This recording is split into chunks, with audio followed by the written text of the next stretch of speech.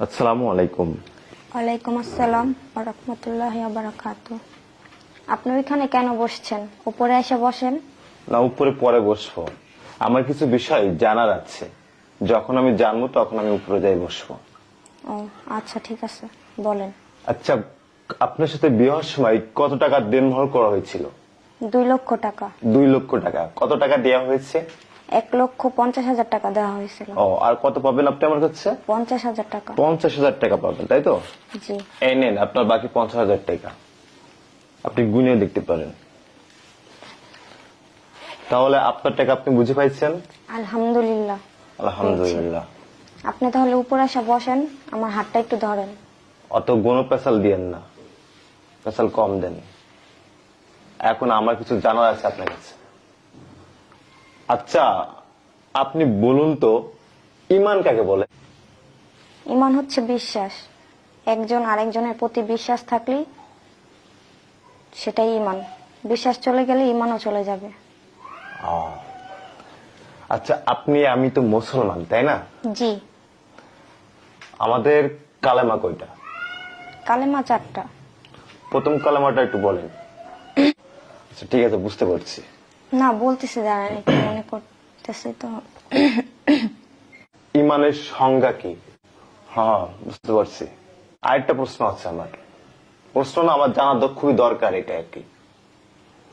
ঈমান আনতে হলে কি কি কাজ করতে হবে, কি করণীয় আছে?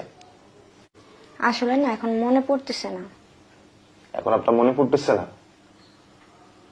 আচ্ছা, ঠিক আছে, আমি একটা সিম্পল একটা কোশ্চেন করি আপনাকে। আচ্ছা, আপনি বলুন তো, আপনার আব্বুর নামটা কি? আব্বুর নাম তো বলতে পারবো। বলেন তো শুনি। আমার আব্বুর নাম মোহাম্মদ বাবুল হোসেন। ও, এটা আপনার মনে আছে, কিন্তু এটা আপনি ভুলে গেছেন। এটা কোন কথা? বলেন আপনি। মনে পড়ছে না। মনে পড়ছে না? কোন পর্যন্ত পড়াশোনা করছেন আপনি? ডিগ্রি। ডিগ্রি পর্যন্ত? জি। ও আচ্ছা আচ্ছা। যে মোট কতটি ফরজ আছে? আচ্ছা আচ্ছা, বুঝতে পারছি। মেয়েদের কোন সময় নামাজ পড়া নিষেধ?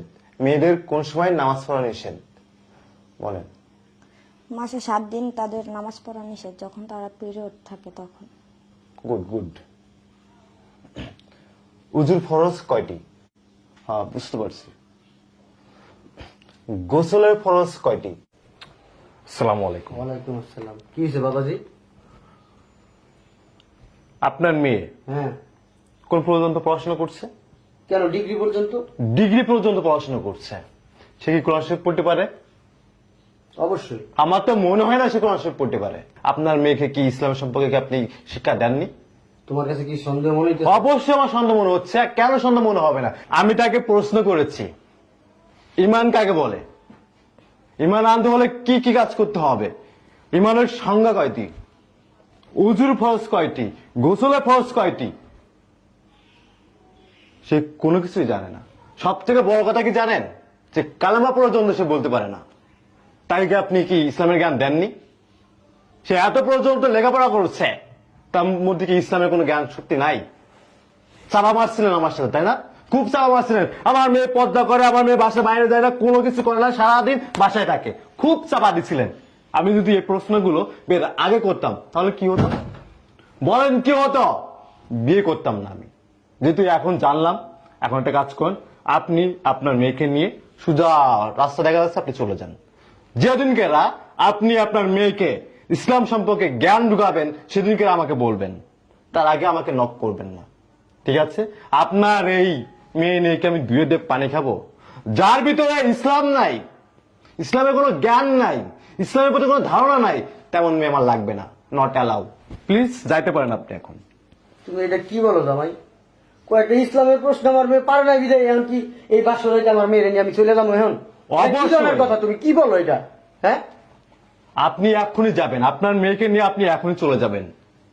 তুমি আসলে এটা ঠিক করতেছো না জামাই। মানে চাপা, আপনাদের একটা সমস্যা কি জানেন? আপনাদের চাপা জোর আছে, কিছু থাকার না থাক, চাপা আছে আপনাদের। হ্যালো আব্বা, আপনি কই উপরে আনতে একটু? কি একটা পাগল জামাই লোকে বিয়া দিচ্ছেন আমার মেয়ের জীবন তো আপনি নষ্ট করে দিচ্ছেন, একবারে ধ্বংস করে দিচ্ছেন, তেজপাতা করে দিচ্ছেন। উপরে আন তাড়াতাড়ি। এটা পাগল ছাগলের লোকে বিয়া দিচ্ছেন আমার মেয়েটারে। আগে উপরে আন হুনলেন কি হয়েছে? আন তাড়াতাড়ি। আপনার দেনমোহর টাকা কি আপনি বুঝে পাইছেন? আপনার মতো রোমোট আমার লাগবে না, বুঝছেন নাই? শুধু আস্তে দেখা যাচ্ছে পথ পাবে। যান যান পাঠ।